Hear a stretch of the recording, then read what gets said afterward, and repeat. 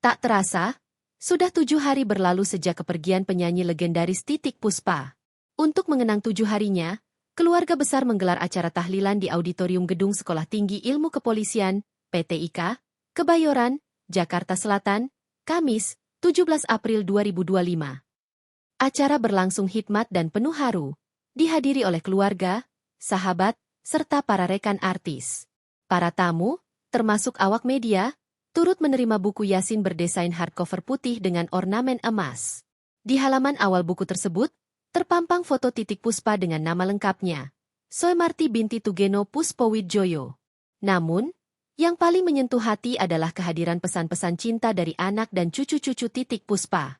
Ungkapan-ungkapan itu bukan sekadar kenangan, melainkan gambaran dalam tentang sosok Titiek Puspa sebagai seorang ibu, nenek, dan manusia berhati besar.